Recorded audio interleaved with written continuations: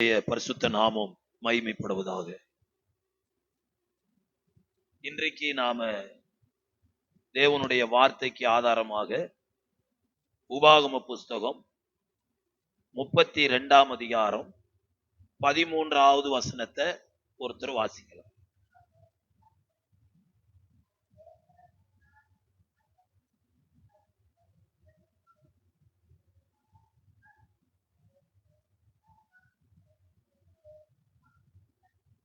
ஆமென்.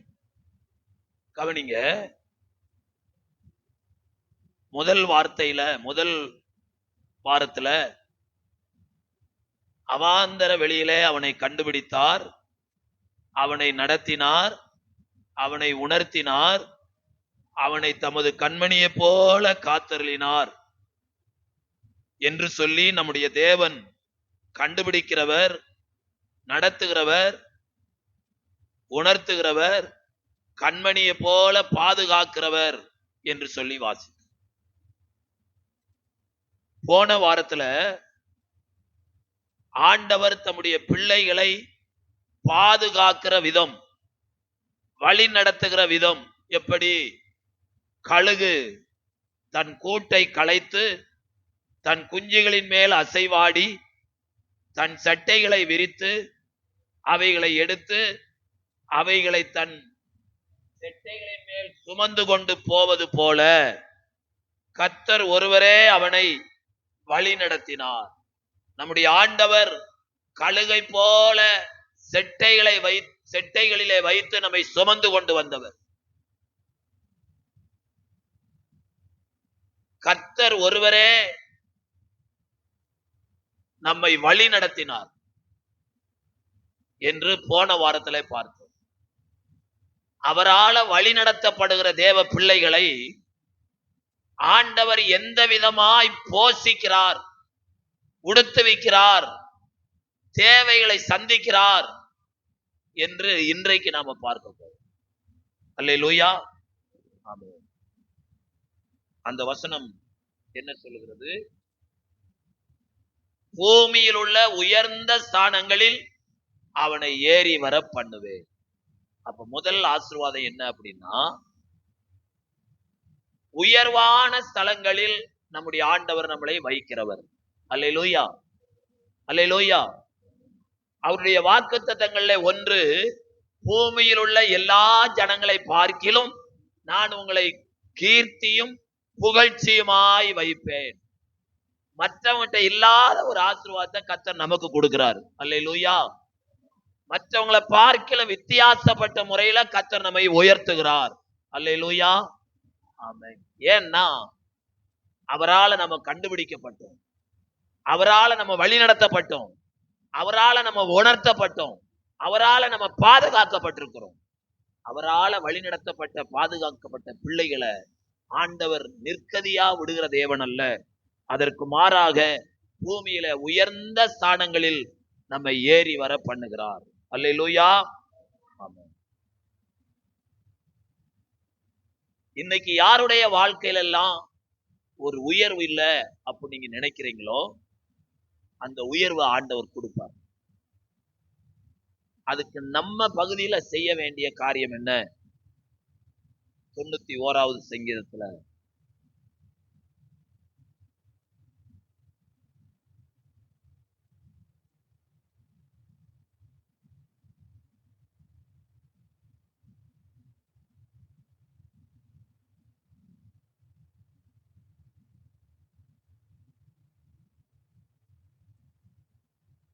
பதினாலாவது வசனம், அவன் என்னிடத்தில் வாஞ்சையா இருக்கிறபடியால் அவனை விடுவிப்பேன், என் நாமத்தை அவன் அறிந்திருக்கிறபடியால் அவனை உயர்ந்த அடைக்கலத்துல வைப்பேன். அல்லேலூயா. அப்ப வாழ்க்கையில ஒரு உயர்வான நிலைமைக்கு நாம போகணும் அப்படின்னா ரொம்ப முட்டி முட்டி மோத வேண்டியதில்லை, ரொம்ப கஷ்டப்பட வேண்டியதில்லை. ரொம்ப சிம்பிளா சொல்றாரு, என் நாமத்தை அவன் அறிந்திருக்கிறபடியால். அப்ப கர்த்தருடைய நாமத்தை நல்லா அறிய வேண்டும். அதற்கு ஒரே வழி வேதத்தை திரும்ப திரும்ப திரும்ப படிக்க வேண்டும். அல்லேலூயா. ஆமென். அவரை அறிந்து கொண்டா போதும். அவர் எப்படிப்பட்ட தேவன், என்பதை அறிந்து கொண்டாலே நம்மள உயர்ந்த அடைக்கலத்துல கர்த்தர் வைக்கிறார். பவுல் சொல்றாரு, அவரை அறிகிற அறிவின் மேன்மைக்காக எனக்கு லாபமாய் இருந்தவை எல்லாவற்றையும் நஷ்டம் என்று விட்டுவிட்டேன். அவர் அறிந்து கொள்வதற்காக நேரம் எடுத்து வேதத்தை வாசிக்கிறோமா? ஒருமனப்பட்டு வேதத்தை வாசிக்கிறோமா? வேதத்தை வாசிக்க வாசிக்க ஆண்டவர் யாரு என்பதை தெரிந்து கொள்ளலாம். ஆண்டவர் யார் என்று தெரிந்து கொண்டா எதை குறிச்சு நமக்கு கவலை கிடையாது, கலக்கம் கிடையாது. ஒரு ரத்த டெஸ்ட் பண்ணி வாங்க போகும்போது ஜனங்க எவ்வளவு கலங்குறாங்க தெரியுமா? கலங்குறாங்களா இல்லையா? என்ன சொல்லுவாரோ, சொல்லுவாரோ, ரத்தத்தை டெஸ்ட் பண்ணிருக்குது, அது பிளஸ் வருமோ மைனஸ் வருமோ தெரியாத. ஏன் இந்த கலக்கம் இருக்குது அப்படின்னா, கர்த்தரை நம்புறவனுக்கு திட நம்பிக்கை உண்டு. அல்லேலூயா. எரிகிற அக்கினி ஜுவாலைக்கும் ராஜாவாகிய உம்முடைய கைக்கும் நான் ஆராதிக்கிற தேவன் என்ன செய்வார்? தப்ப வைப்பார். அதான் திட நம்பிக்கை. உங்களுக்கு திட நம்பிக்கை இருந்தா உங்க பிள்ளைகளுக்கு கர்த்தர் நல்ல அடைக்கலம் கொடுப்பாராம். அல்லேலூயா. ஆமென். அப்ப இந்த திட நம்பிக்கை எப்போ வரும் அப்படின்னா, வேதத்தை வாசிக்க வாசிக்க வாசிக்கத்தான் வேத வசனத்தினால விசுவாசம் பெருகும். அல்லேலூயா. இன்னும் நம்ம எல்கேஜி யூகேஜி மாதிரி என்ன இருக்கோம்னா, எதையோ கேட்டுக்கிட்டு இருக்கோம். விளங்குதா உங்களுக்கு? விளங்குதா நான் சொல்றது? ஒரு சிபிஎம் சபைக்கு போற ஒரு விசுவாசிட்ட நற்செய்தி கூடத்துக்கு உண்டான கைப்பிடிய ஒரு விசுவாசி இருக்கு. லூசுங்களா, நீங்க இன்னும் நற்செய்தி கூடத்துக்கு போய்கிட்டு இருக்கீங்க? நாங்கெல்லாம் காலேஜுக்கு போயிட்டோம், நீங்க இன்னும் எல்கேஜி யூகேஜிக்கே போயிட்டு அங்க போய் கை தூக்கு, முன்னாடி வா, ஜெபம் பண்ணு. இதெல்லாம் கடந்து வந்துட்டோம் நாங்க. நற்செய்தி கூடத்துக்கு வேற யாராவது ஆண்டவர் யாரையாவது பார்த்து நோட்டீஸ் கொடு அப்படின்னு சொன்னாங்களாம். அர்த்தம் என்ன? நற்செய்தி எல்லாம் கேட்டு முடிச்சிட்டோம். இப்ப அவர் அறிகிற அறிவுல நாங்க போய்கிட்டு இருக்கோம். அல்லேலூயா. ஆமென். 10th படிக்கிற பையனை போய் எல்கேஜில உட்கார வச்சு உட்காராங்க. உட்காருவான்னு சொல்லுங்க. உட்காருங்க.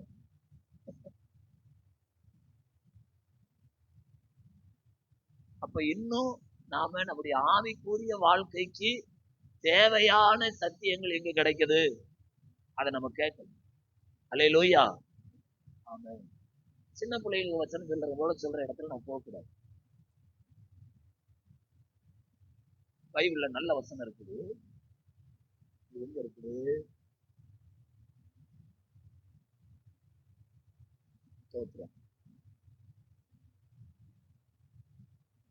எபிரேயர்களை நிறுவம் 6ஆம் அதிகாரம் பாத்தீங்க, பார்க்கலாம்.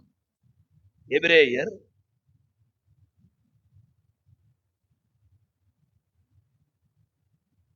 6ஆம் அதிகாரம்.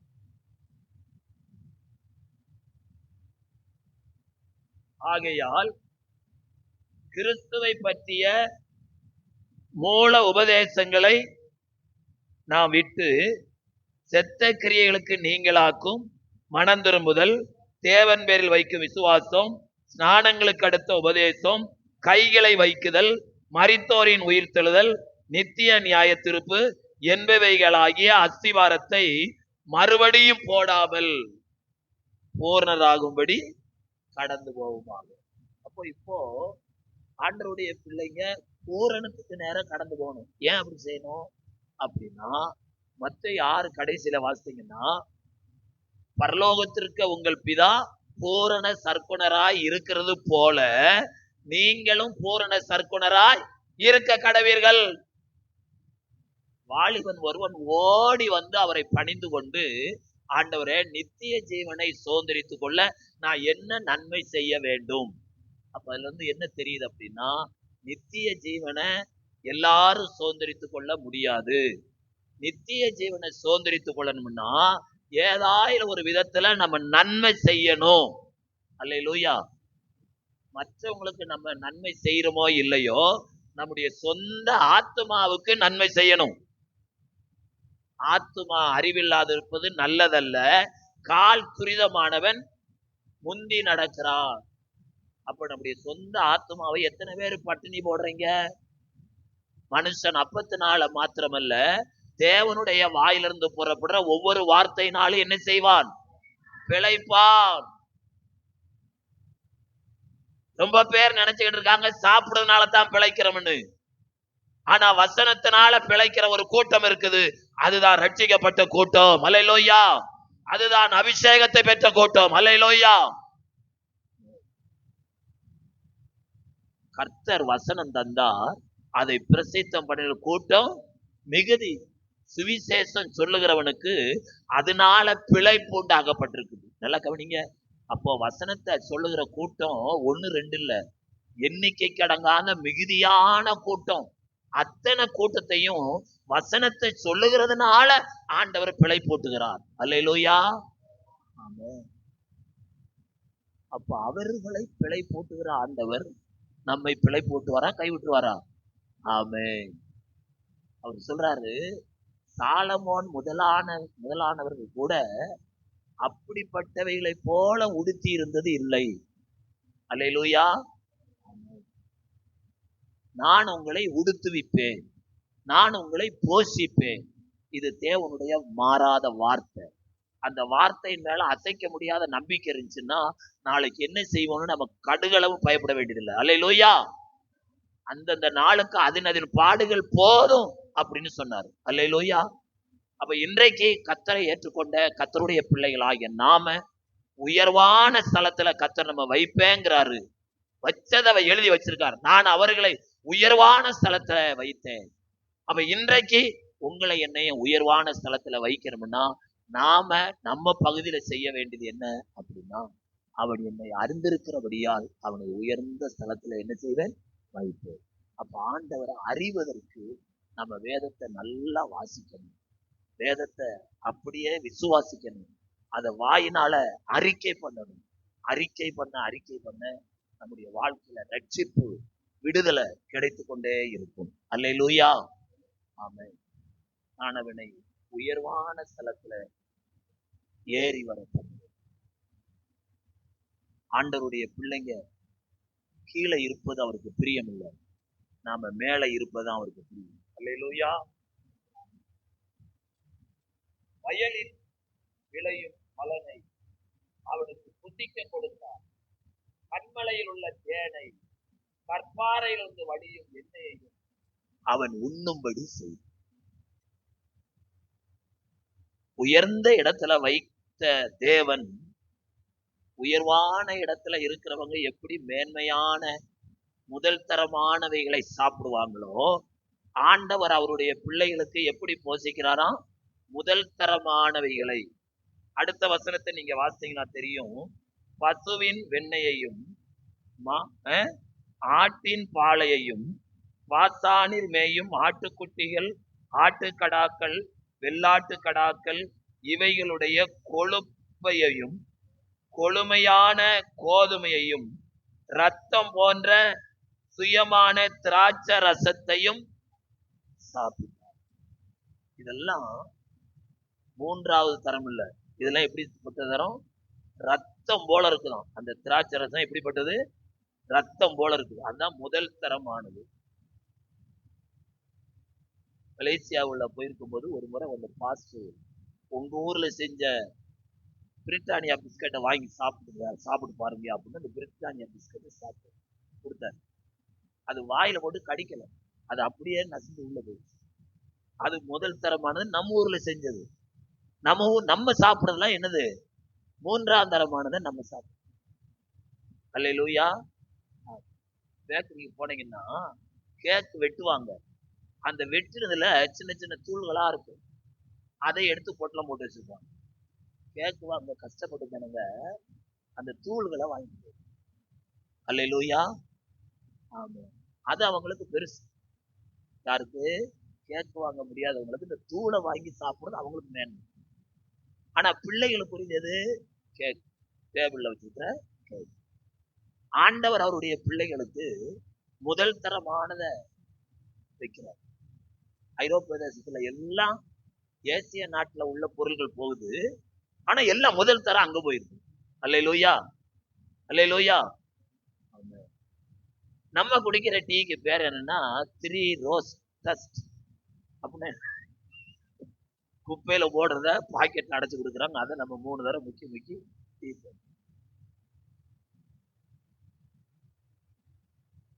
ஏன் அவருடைய பிள்ளைகளை ஆண்டவர் முதல் தரமானதை கொடுத்து போஷிக்கிறாருன்னா, நாம அவரால் கண்டுபிடிக்கப்பட்ட ஜனங்கள், நம்மள அவருடைய பார்வையில உயர்வான நிலைமையில வச்சிருக்கிறாரு. அல்லேலூயா. BMW கார்ல போறவன் ரோட்ல இருக்கிற கடையில சாப்பிடுவானா? நின்று விட்டாங்க. அவன் 5 ஸ்டார் எங்க இருக்கு அங்க இருந்து தான் போய் பார்ப்பான். அல்லேலூயா. ஆமென். அப்ப நம்முடைய நிலைமைக்கு தக்க கர்த்தர் நம்மளை ஆசீர்வதிக்கிறார். அப்ப ஒன்றுமில்லாமையில நம்மளை கண்டுபிடிச்சார். அவாந்தர வெளி மனுஷன் நடமாட்டமே இல்லை. அந்த பக்கம் மனுஷன் திரும்பி கூட பார்க்க மாட்டான். அப்படிப்பட்ட இடத்துல இருந்த நம்மை அவருடைய கண் கண்டது. அப்படிப்பட்ட இருக்கிற இடத்துல அவர் நம்மை கண்டுபிடித்தார், நம்மை நடத்தினார், நம்மை உணர்த்தினார், தம்முடைய கண்மணியை போல பாதுகாத்தார். அதோட தெருவில் விட்டு போற தெய்வம் அல்ல, அவர் ஒவ்வொரு நாளும் நம்மை வழி நடத்துகிற தேவன். அல்லேலூயா. போன வாரம் பார்த்தோம், நித்தமும் அவர் நம்மை நடத்துகிறார். அப்ப நாளைய தினத்துக்காக நாம கவலைப்பட வேண்டியது அவர் கவலைப்படுறார். அல்லேலூயா. ஆமென். திரட்சியான ரசத்தை சாப்பிடும்படி அவர் கிருபை செய்வார். இப்படி கொழுமையானதை சாப்பிட்டு கொழுத்து போன ஜனம் என்ன செஞ்சுதான் அப்படிங்கறத அங்க பதிவு பண்ணிருக்கிறாரு. 15 யசுரன் கொழுத்து போய் உதைத்து துளித்து நினந்துண்ணின போது தன்னை உண்டாக்கின தேவனை விட்டு தன் ரட்சிப்பின் கண்மலையை அசட்டை பண்ண. நல்லா கவனிங்க. அப்ப ஆண்டவர் கோபப்படுத்துகிற பாவங்கள்ல ஒன்று என்ன அப்படின்னா, அவரை மறக்கிறது. முதல்ல தன் கண்மலையாகிய தேவனை மறந்தான். சங்கீதக்காரன் சொல்லுகிறார், என் ஆத்துமாவே அவர் செய்த சகல உபகாரங்களையும் மறவாதே. அவரையே மறந்தவங்க அவங்க செய்த உபகாரத்தை நினைக்க முடியுமா? அப்போ ஆண்டவருடைய பிள்ளைகள் மறக்க கூடாது. தேவனையும் அவர் செய்த நன்மைகளையும் நான் ஒரு நாளும் மறக்க கூடாது. அவர் நம்மளை எந்த விதத்துல உயர்த்தினாலும், கொழுமையை சாப்பிட்டு நம்மளை கொழுக்க வச்சாலும், ஒருபோதும் தேவனை நாம் என்ன செய்யக்கூடாது? மறக்கவே கூடாது.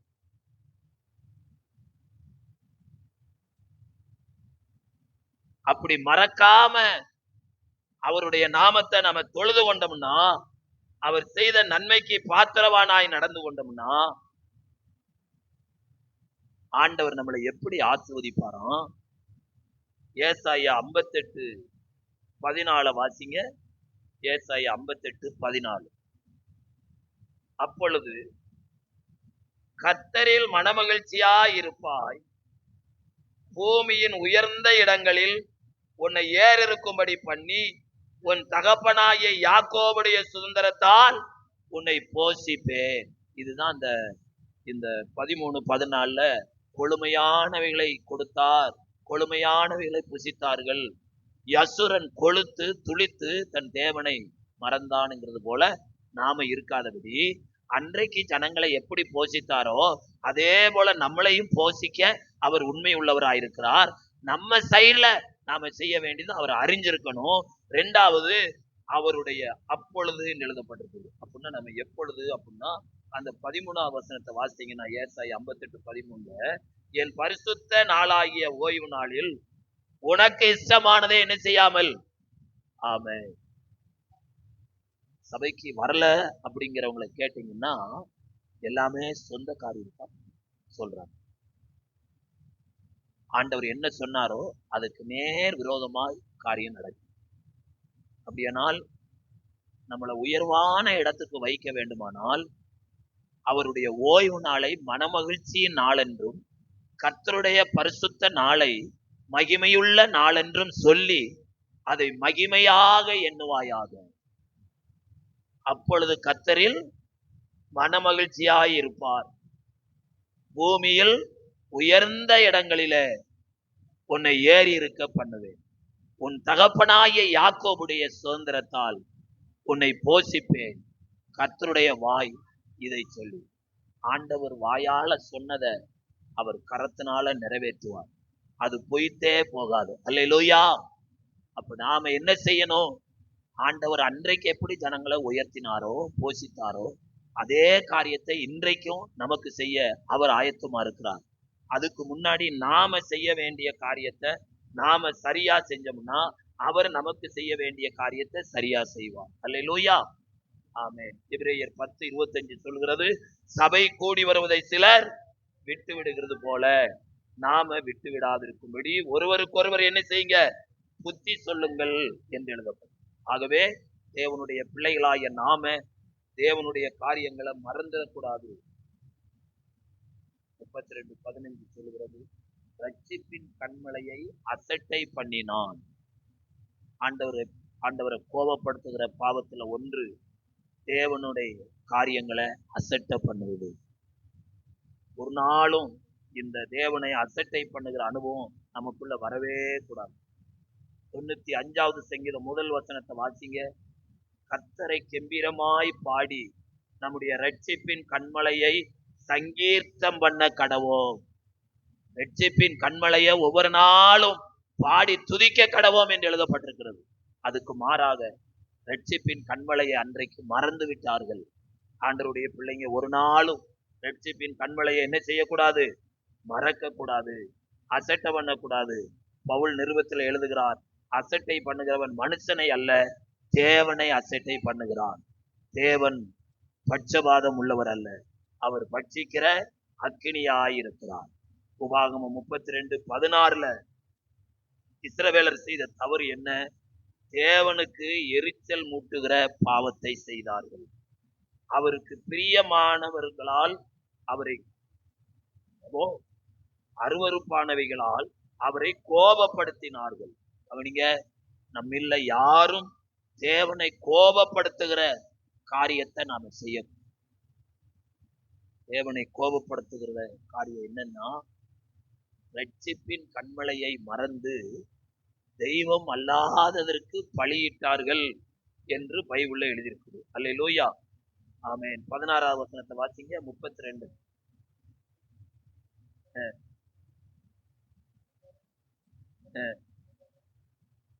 அவர்கள் தேவனுக்கு பலியிடவில்லை,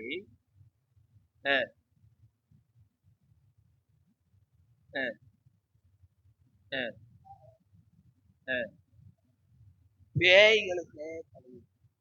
அவங்க மனம் எவ்வளவு குருடாச்சு பார்த்தீங்களா? எவ்வளவு மேன்மையா உயர்த்தப்பட்ட ஜனங்கள், தேவனால ஆசீர்வதிக்கப்பட்ட ஜனங்கள், கர்த்தருக்கு ஸ்தோத்திரம், இப்ப அநியாயமா போயிட்டாங்க. இது அன்னைக்கு நடந்ததுன்னு நாம யோசிக்க வேண்டாம். இன்னைக்கு யூகேவுக்கு பிரதமரான அடுத்த வாரமே பெரிய சர்ச்சுக்குள்ள பசுமாட்டை கொண்டு போய் மணி அடிக்கிறோம். எவ்வளவு படித்த மக்கள் அறிவில்லாத காரியத்தை செய்கிறார். இதுதான் தேவனை கோபப்படுத்துகிற காரியம். அல்லேலூயா. ஆமென். புதிய ஏற்பாடு சத்தியம் என்ன சொல்லுகிறது அப்படின்னா, விக்கிரக ஆராதனை பொருளாசைக்கு சமமாய் இருக்கிறது. அப்ப தேவனை தவிர வேற எதை நம்ம அதிகமா நேசிக்கிறோமோ அது நமக்கு விக்கிரக ஆராதனையா மாறி போகும். அல்லேலூயா. அப்படிப்பட்ட விக்கிரக ஆராதனை செய்கிறவர்கள் தேவனை தாங்கள் கோபப்படுத்துகிறார்கள் என்பதை மறந்துவிடக் கூடாது. அல்லேலூயா. அப்ப இன்றைக்கு நம்முடைய வாழ்க்கையில நம்முடைய தேவனை சந்தோஷப்படுத்தி அவருடைய ஆசீர்வாதங்களை பெற்றுக்கொள்ளமே தவிர தேவனை கோபப்படுத்தி அவருடைய ஆசீர்வாதத்தை நம்ம ஒரு நாள் என்ன செய்யக்கூடாது? இழந்து விடக்கூடாது. கர்த்தருக்கு மகிமை உண்டாகும். 18வது வசனத்துல, உன்னை ஜெனிப்பித்த கண்மலையை நினையாமற் போன. கவனிங்க. அப்ப ஆண்டவருடைய பிள்ளைகள் நினைக்க வேண்டிய காரியங்கள் என்று சிலது உண்டு. அதை நினைக்க வேண்டும். அதுக்கு மாறா நாம மறந்துடக்கூடாது. ஆண்டவர் தம்முடைய ஜனங்கள் எதையெல்லாம் நினைக்க வேண்டும் என்று சொன்னார்? யாத்திராகமம் 12:14 வாசிங்க. யாத்திராகமம் 12:14.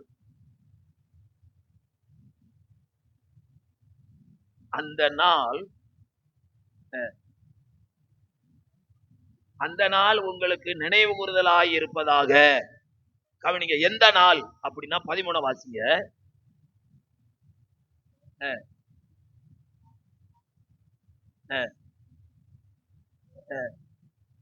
போதும். இந்த ரத்தம் என்ன ரத்தம்? பஸ்கா ஆட்டுக்குட்டியின் ரத்தம்.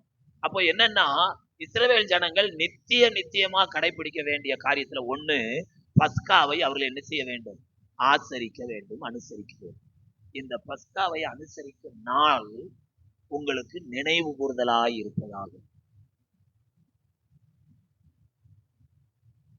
2024 ஆண்டுகளுக்கு முன்பாக ஆண்டவர் கல்வாரி சிலுவையில ஒரு நாள் நமக்காக ரத்தம் சிந்தினார். அல்லேலூயா. அந்த ரத்தத்தினாலதான் நாம பாவ மன்னிப்பின் மீட்பை பெற்றுக்கொண்டோம். அந்த நாளை நாம நினைவு கூறணும். அதுதான் ஆண்டவர் சொன்னார், இந்த அப்பத்தை நீங்கள் புசிக்கும் போது என் சரீரத்தை பிற்கப்பட்டதை நினைவு கூறீர்கள். இது உங்களுக்காக சிந்தப்படுற புதிய உடன்படிக்கையின் ரத்தமாயிருக்கிறது. இதில் பானம் பண்ணும் பொழுதெல்லாம் என் மரணத்தை நினைவு கூறுகிறீர்கள். அப்ப நினைவு கூற வேண்டிய காரியத்துல முதல் காரியம் என்ன அப்படின்னா, நம்மளை ரட்சித்த ஆண்டவர் நமக்காக கல்வாரி சிலுவையில ரத்தம் சிந்தின அந்த பாடு மரணத்தை வாழ்க்கையில மறக்கவே கூடாது. அல்லேலூயா. அர்த்தம் என்ன? சபையில நடக்கிற கர்த்தருடைய பந்தியில ஒரு நாள் கூட நம்ம என்ன செய்யக்கூடாது? தவறக்கூடாது. இயேசு பிசாசை எங்க ஜெயித்தார்? சிலுவையில தன்னுடைய ரத்தத்தினால மரணத்தினால ஜெயித்தார். எப்பெல்லாம் நீங்கள் நானும் இயேசு கிறிஸ்துவனுடைய மரணத்தை நினைவு கூர்றோமோ அப்பெல்லாம் உலகம் மாமிசம் பிசாசுல இருந்து கர்த்தர் நமக்கு விடுதலையை ஜெயத்தை கொடுக்கிறார். அல்லேலூயா. ஆமென். அந்த நாளை நாம் நினைவு கூற வேண்டும். இஸ்ரவேலர் அந்த நாளை நினைவு கூறும்படி சொன்னார், அதை மறந்து விட்டார். இதை உங்களுக்கு பின்வரும் சந்ததிக்கு போதியங்கள் எடுத்து சொல்லுங்க என்று சொன்னார், மறந்து விட்டார். இரண்டாவது யாத்திராகமம் 17:14 வாசிக்கும் பொழுது பாத்தீங்க, யாத்திராகமம் 17ஆம் அதிகாரம் 14வது.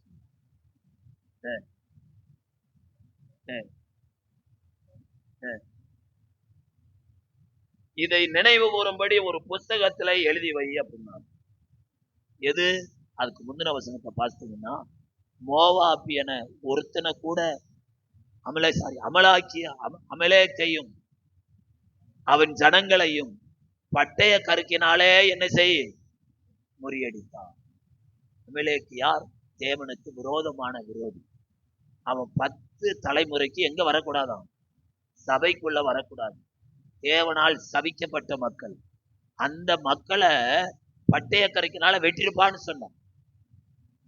அவனை தப்புவித்தான். அது வெற்றியினால். அந்த நாளை நாம நினைவு கூற வேண்டும்.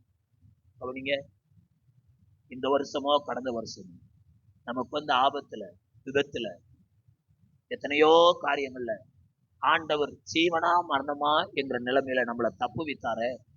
அதை நம்ம நினைக்கிறோமா? அல்லேலூயா. ஆமென். அதை நம்ம நினைவு கூறணும். அதை நம்ம நினைவு கூறினா என்ன நடக்கும்? போன முந்தின வாரம் பார்த்தோம்ல, நம்முடைய ஆண்டவர் 3 காலத்துக்கும் மாறாதவர். இறந்த காலம், நிகழ்காலம், வருங்காலம். அப்ப 2 கொரிந்தியர் 1:10 பவுல் சொல்றார், இப்படிப்பட்ட மரணத்திலிருந்து அவர் எங்களை தப்புவித்தார். முடிஞ்சு போனது. இப்பொழுது தப்புவிக்கிறார், நிகழ்காலம். இன்னையும் தப்புவிப்பார் என்று அவர் மேலேயே நம்பிக்கையா இருக்கிறோம். அல்லேலூயா. அப்ப ஒரு காரியத்திலிருந்து நம்மளை தப்புவித்ததை மறக்காம நம்ம நினைச்சோம்னா, நம்முடைய மனம் சொன்னோம், போன மாசம் வந்து ஆபத்திலிருந்து தப்பி வச்ச ஆண்டவர் இப்ப மாறவில்லை, அவர் இன்றைக்கும் உயிரோடு இருக்கிறார். இன்னைக்கு நீ அகப்பட்டிருக்கிற இந்த பிரச்சனை இருந்து போற இடத்துல இருந்து அவர் தப்பு வைக்க உண்மை உள்ளவரா இருக்கிறார். இதை நினைவு கூர்வாயாக. அல்லேலூயா. கர்த்தர் செய்த நன்மைகளை மறக்க கூடாது. அவர் செய்த சகல உபகாரங்களையும் மறவாதே. 116 சங்கீதக்காரன் சொல்றான், கர்த்தர் எனக்கு செய்த எல்லா உபகாரங்களுக்காக எனத்தை செலுத்துவேன். ரட்சிப்பின் பாத்திரத்தை எடுத்துக்கொண்டு கர்த்தருடைய நாமத்தை. ஆண்டவர் நமக்கு என்ன எதிர்பார்க்கிறார்னா, நாம பெற்றுக்கொண்ட அத்தனை நன்மைக்கும் என் ஜனங்கள் பாத்திரவானா என்னை தொழுது கொள்ள வேண்டும். அதுல மாத்திரம் நம்ம தவறு செய்யும் பொழுது ஆண்டவர் நம்ம கோபப்படும். எவ்வளவோ நன்மையை பெற்றுக்கொண்டாங்க, ஆனா என்னை நினைவு கூறாம மறந்துடுறாங்களே என்று சொல்லி ஆண்டவர் வேதனைப்படுவார். அப்படிப்பட்ட வேதனை நம்ம யாருக்கும் என்ன செய்யக்கூடாது, இருக்கக்கூடாது. மூன்றாவது, எஸ்தரின் புஸ்தகம். எஸ்தரின் புஸ்தகம் 9ஆம் அதிகாரம் 28வது வசனத்தை வாசி.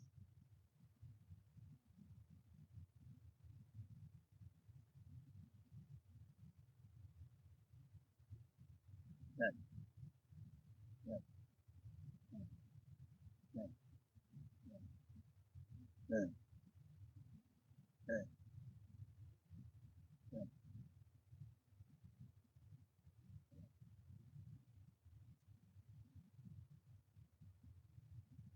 அஹ். இந்த நாட்கள் நினைவு கூறப்பட்டு ஆச்சரிக்கப்பட கடவுது. அப்படி இருக்கா? 9:20 எஸ்தர் 9:20.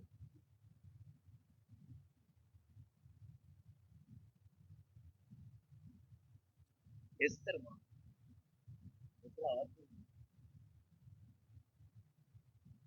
எந்த வசனம் அது? அஹ், அஹ். அதுதான் எந்த வசனம்? யாருமா 28 இல்லைன்னு சொல்லிட்டு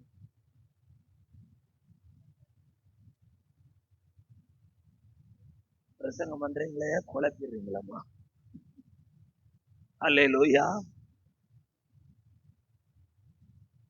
எந்த நாள் எல்லா ஊர்களிலும் நிறைவு கூறப்பட வேண்டும் அப்படின்னா 127 நாட்டுல இருக்கிற யூதர்கள் கொன்று குவிக்கப்படுவார்கள் என்று சட்டம் எல்லா ஊர்களிலும் நிறைவேற்றப்பட்டது.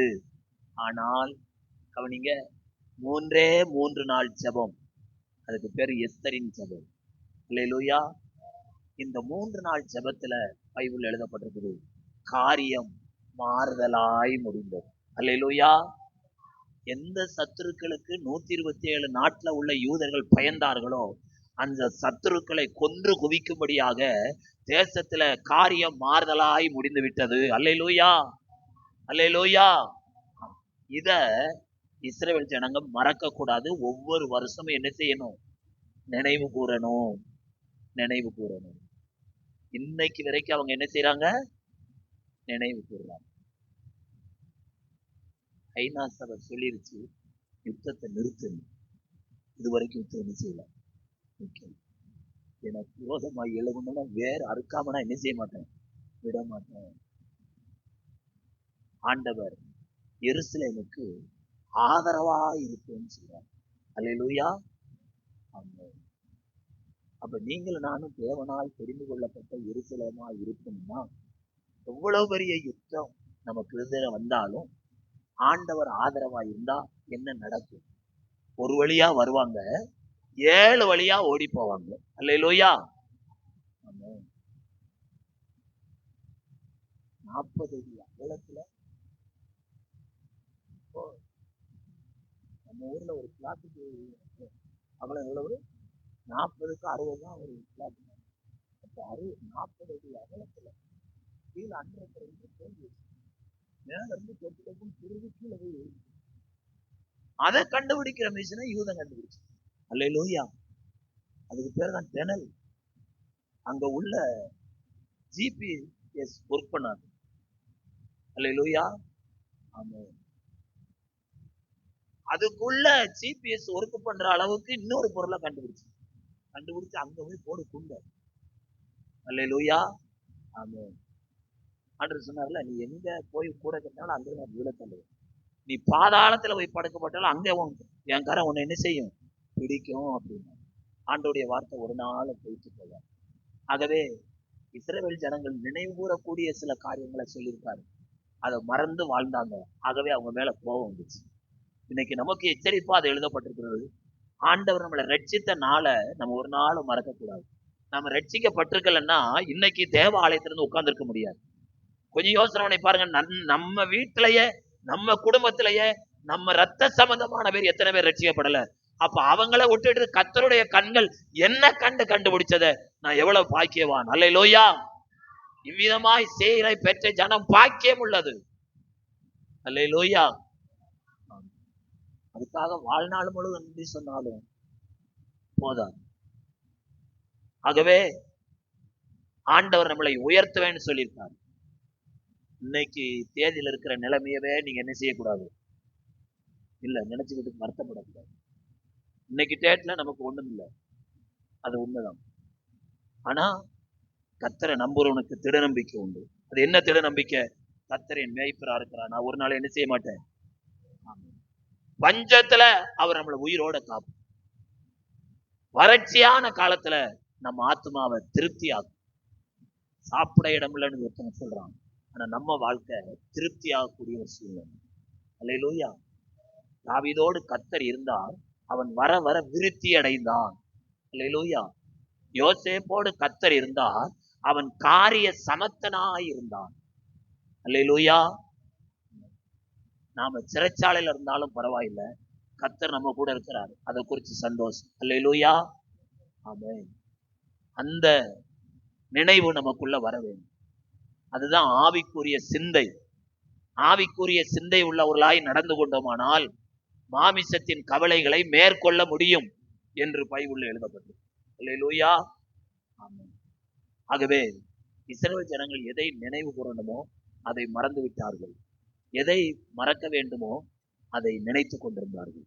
ஆகவே தேவனுடைய கோபம் அவர்கள் மேல் பற்றி எறிந்தது.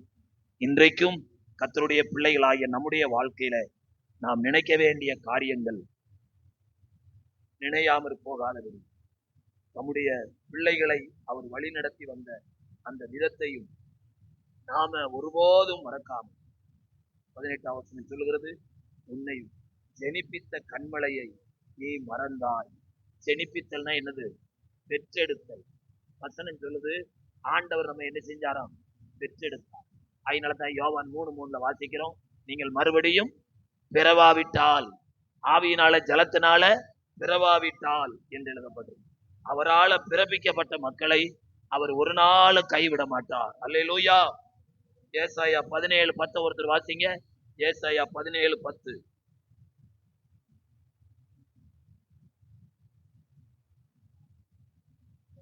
உன் பெலனாகிய கண்மலையை நீ நினையாமல், கவனிங்க இந்த இடத்துல, உன்னை செனிப்பித்த கண்மலையை மறந்தாய் என்று ஏசாயா சொல்லுகிறார். உன் உன் பெலனாகிய கண்மலை. நல்லா கவனிங்க. அப்போ ஆண்டவர் நமக்குள்ள இருக்கிறதுனாலதான் நாம பெலனா இருக்கிறோம். அல்லேலூயா. அல்லேலூயா. 46வது சங்கீதத்துல எப்படி வாசிக்கிறோம்? தேவன் நமக்கு அடைக்கலமும் பெலனும் ஆபத்து காலத்தில் அனுகூலமான துணையுமானவர்.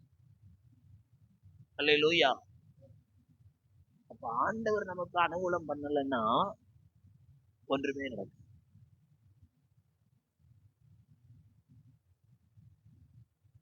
எத்தனை காரியத்துல கர்த்தர் நமக்கு அனுகூலம் பண்ணிருக்கிறார் கொஞ்சம் யோசனை பண்ணி பாருங்க. பிரதிகூலமா இருந்த சம்பவங்கள், எங்கு பார்த்தாலும் கதவடைக்கப்பட்டது போல, எங்கு பார்த்தாலும் கல்லுல முட்டினது போல, ஆனால் நம்முடைய கண்ணீர் ஜெபத்தை கேட்டு எபேசியரில் நம்ம வாசிக்கிறது போல நாம நினைப்பதற்கும் வேண்டிக் கொள்வதற்கும் அதிகமாய் கிரியை செய்கிற தேவன். அல்லேலூயா. ஆமென். அப்படிப்பட்ட காரியங்களை நாம மறக்காதபடி தேவன் நமக்கு பெலனாய் இருக்கிறார். என் பெலனாகிய கர்த்தாவே என்று சங்கீதக்காரன் சொல்லுங்க. அல்லேலூயா. பார்த்தீங்களா? 17:10 உன் பெலனாகிய கர்த்தர். எரேமியா 2:32 வாசிங்க. எரேமியா 2:32.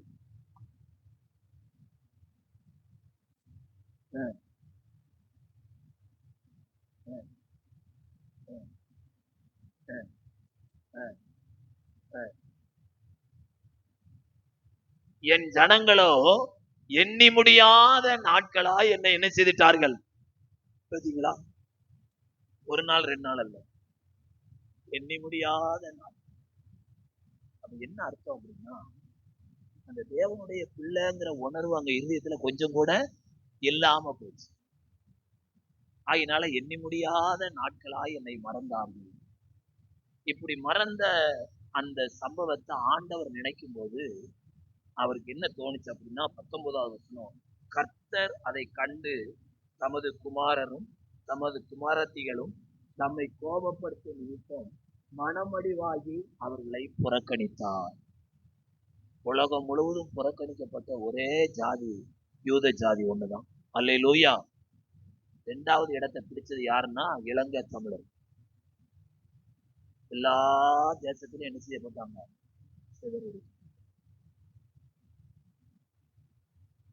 அவங்க செய்த பாவம் என்னன்னு பைபிள் எழுதல. ஆனா யூதர்கள் செய்த பாவம் என்னன்னு எங்க எழுதியிருக்குது? பைபிள் எழுதி. அப்போ என்ன எச்சரிப்பு அப்படின்னா, ஆண்டவரை அவர்கள் மறந்ததுனால ஆண்டவரே கோபப்பட்டு அவர்களை சிதறடிச்சிட்டு. 80வது சங்கீதத்தை வாசிங்கன்னா, வேலி அடைத்த ஆண்டவரை அத வேலிகளை தகர்த்தாராம். வேலிகளை அவர் தகர்த்த உடனே அடுத்த நிமிஷமே காட்டு பன்றி அது உள்ள வந்துருச்சான். இப்ப செய்யுது பாத்தீங்களா? அதை உழுது போடுகிறது, வெளியின் மிருகங்கள் அதை மேய்ந்து போடுகிறது. சேனைகளின் தேவனே திரும்பி வாரும், கண்ணோக்கி பார்த்து இந்த திராட்சை செடியை என்ன செய்யும்? ஏமா பைபிள்ல எழுதியிருக்குது, யூதர்கள் சாதாரண திராட்சை செடி இல்லையா, உயர் குல திராட்சை செடியா நான் நட்டி வச்சேங்கிறார். எப்படி குலம்? உயர் குலம். அப்ப உலகத்திலேயே பரிசுத்தமான ஜாதி யூதர்கள் தான். நீங்களும் நானும் ஆவிக்குரிய யூதர்கள். அவர்களை காட்டிலும் ஒருபடி மேல வச்சிருக்காரு நம்மள. அல்லேலூயா. அவங்க அப்பான்னு கூப்பிட முடியாது, நீங்கள் நானும் அப்பான்னு கூப்பிடக்கூடிய பாக்கியத்தை கர்த்தர் கொடுத்திருக்காரு. அல்லேலூயா. ஆமென். அப்பான்னு கூப்பிடுறோம்னா என்ன அர்த்தம்? நாம இன்னும் பிள்ளைகளா இருக்கிறோம். நாம பிள்ளைகளா இருந்தா என்ன அர்த்தம்? மேஜையில் இருக்கிற அப்பத்தை சாப்பிடுவாங்க. பிள்ளைகள் அல்லாதவர்கள் கீழே விழுகிற துணிக்கைகளை சாப்பிடுவாங்க. அல்லேலூயா. ஆகவே நாம எச்சரிக்கப்பட வேண்டிய காரியம் என்ன அப்படின்னா, நம்ம வீட்டை அடைச்சிருக்கிற வேலிய ஆண்டவரே தகர்த்து போடாதபடிக்கு நாம ஜாக்கிரதையா இருக்கணும். அல்லேலூயா. தேவனை மறந்துருவோம்னா அவரே வேலியை என்ன செய்வாரு? தகர்ப்பாரு.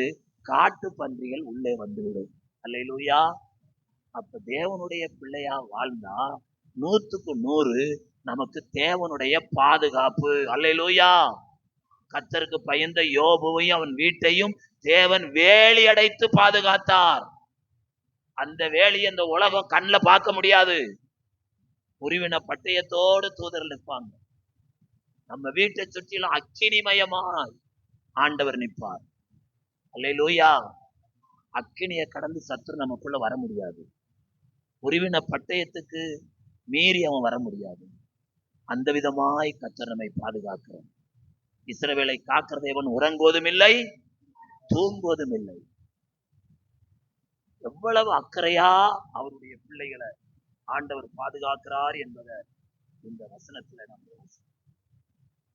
20 என் முகத்தை அவர்களுக்கு மறைப்பேன், அவர்களுடைய முடிவு எப்படி இருக்கும் என்று பார்ப்பேன்.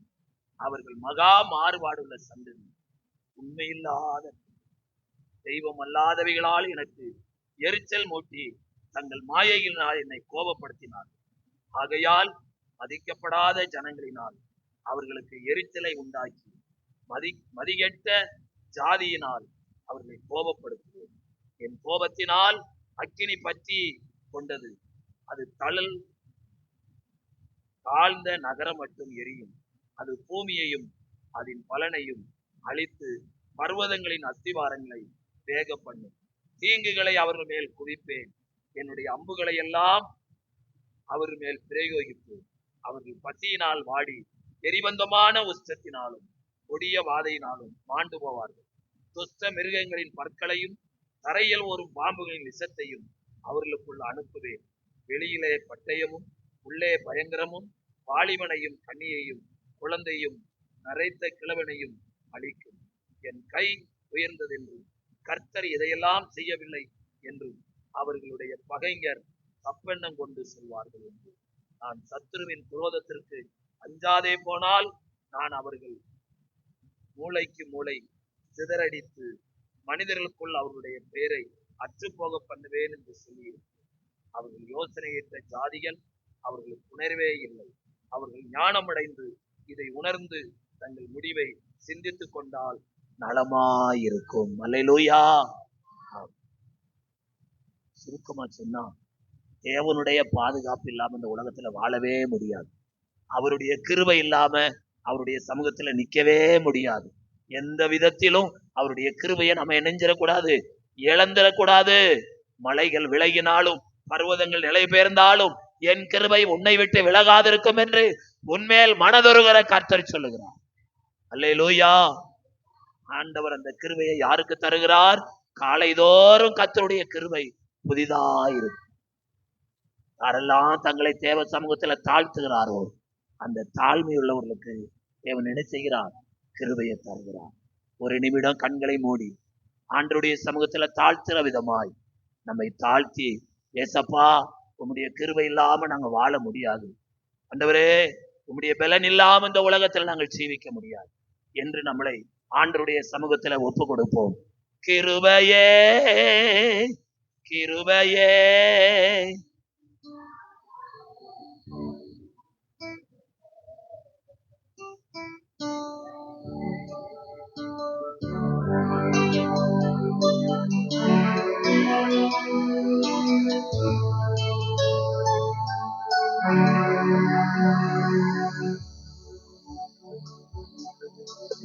கிருபைதான் என்னை நடத்துகின்றது. ஆமென். கிருபைதான் என்னை தாங்குகின்றது. உங்க கிருபைதான் என்னை நடத்துகின்றது. உழைக்கப்பட்ட நேரத்திலெல்லாம் என்னை உருவாக்கின கிருபை இது. உடைக்கப்பட்ட நேரத்திலெல்லாம் என்னை உருவாக்கின கிருபை இது. கிருபையே கிருபையே மாறாத நல்ல கிருபையே. எல்லாரும் உற்சாகமா கிருபையே கிருபையே மாறாத நல்ல கிருபையே. உங்க கிருபைதான் என்னை தாங்குகின்றது. உங்க கிருபைதான் என்னை நடத்துகின்றது. என்னை தாங்குகின்றது. ஆமென். உங்க கிருபைதான் என்னை நடத்துகின்றது. சோர்ந்து போன நேரத்திலெல்லாம் என்னை சூழ்ந்து கொண்ட கிருபை இது. அல்லேலூயா. சோர்ந்து போன நேரத்திலெல்லாம் என்னை சூழ்ந்து கொண்ட கிருபை இது. அல்லேலூயா. கிருபை கிருபையே மாறாத நல்ல கிருபையே. கிருபையே கிருபையே மாறாத நல்ல கிருபையே. கிருபைதான் என்னை தாங்குகின்றது. உங்க கிருபைதான் என்னை நடத்துகின்றது. உங்க கிருபைதான் என்னை தாங்குகின்றது. உங்க கிருபைதான் என்னை நடத்துகின்றது. அநேகருடைய கிருபையினால் ஸ்தோத்திரத்தினால கிருபை பெருகும்னு எழுதப்பட்டிருக்கு. இந்த காலை வேளையில தேவனுடைய சபையில வந்திருக்கிற நாம் எல்லாரும் கர்த்தரை துதிக்கும் பொழுது நம்மை தாங்குகிற தப்ப வைக்கிற கிருபை நம்ம மேல பெருக்கெடுத்து ஓடுகிறது. எல்லாரும் வாயில திறந்து, ஆண்டவரே உம்முடைய கிருபையை தாங்கப்பா, உம்முடைய கிருபை இல்லாம வாழ முடியாத ஆண்டவரே, உங்க கிருபை இல்லாம நான் ஒரு நாள் இருக்க முடியாதப்பா. எல்லாரும் கர்த்தரை துதிக்கலாம். அல்லேலூயா அல்லேலூயா அல்லேலூயா அல்லேலூயா அல்லேலூயா. ஆவியானவரே ஆவியானவரே ஆவியானவரே ஆவியானவரே அப்பா ஏசப்பா உம்மை துதிக்கிறமையா துதிக்கிறமையா துதிக்கிறமையா துதிக்கிறமையா துதிக்கிறமையா. ஆண்டவரே உம்முடைய கிருபையினால வழி நடத்துங்க. உம்முடைய கிருபையினால எங்களை ரட்சித்தீங்களே, உம்முடைய கிருபை எங்களுக்கு அதிக அதிகமாய் தாங்கப்பா.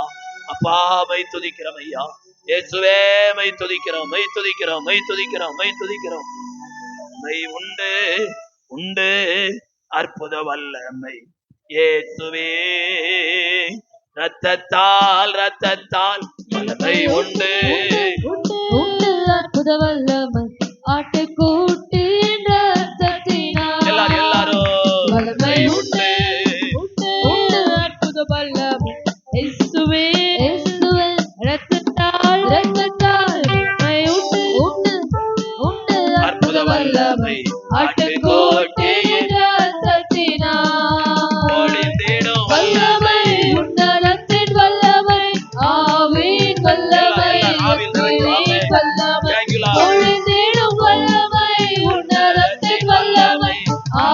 அக்கினியின் வல்லமை, அக்கினியின் வல்லமை, வல்லமை தேவை தேவா, வல்லமை தாரும் தேவா, தேவை தேவா, அதை இப்போ தாரும் தேவா, தேவை தேவா, அதை இப்போ தாரும் தேவா,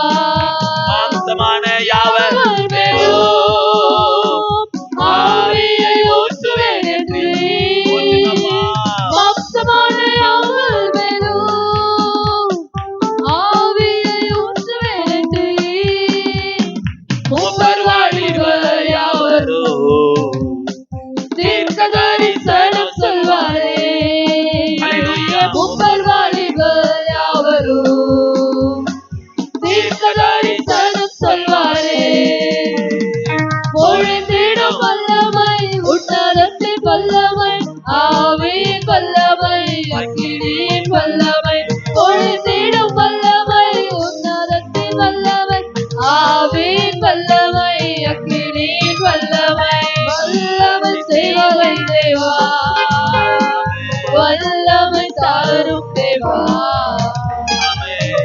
தேவை தேவா, அது இப்போ தாரும் தேவா,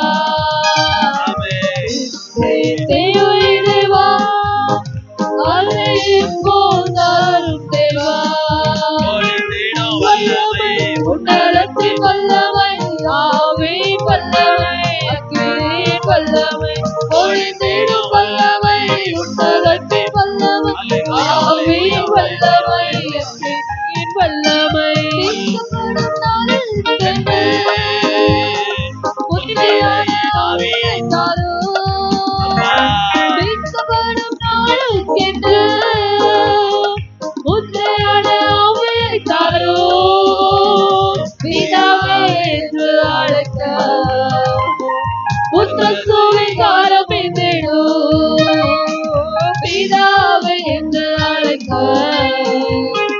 புத்திர சுவிகாரம் என்றிடும், உயர்ந்திடும் வல்லமை, உன்னதத்தின் வல்லமை, ஆவியின் வல்லமை, அக்கினியின் வல்லமை, பொழிந்திடும் வல்லமை, உன்னதத்தின் வல்லமை, ஆவியின் வல்லமை, அக்கினியின் வல்லமை, பொழிந்திடும் வல்லமை, உன்னதத்தின் வல்லமை, ஆவியின் வல்லமை, அக்கினியின் வல்லமை, பொழிந்திடும் வல்லமை, உன்னதத்தின் வல்லமை, ஆவியின் வல்லமை, அக்கினியின் வல்லமை, பொழிந்திடும் வல்லமை, உன்னதத்தின் வல்லமை, ஆவியின் வல்லமை, அக்கினியின் பொழிந்திடும் வல்லமை, உன்னதத்தின் வல்லமை, ஆவியின் வல்லமை, அக்கினியின் வல்லமை, பொழிந்திடும் வல்லமை, உன்னதத்தின் வல்லமை, ஆவியின் வல்லமை, அக்கினியின் வல்லமை, பொழிந்திடும் வல்லமை, உன்னதத்தின் வல்லமை,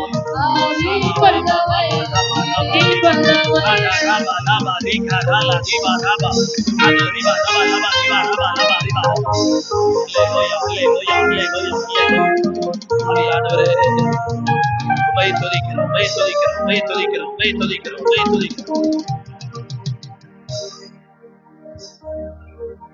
ஆண்டவருடைய சமூகத்தில் நம்மை தாழ்த்தும். ஏசப்பா, ஒரு நாள் உம்மை கோபப்படுத்துகிற காரியத்துல நான் ஈடுபடக்கூடாது.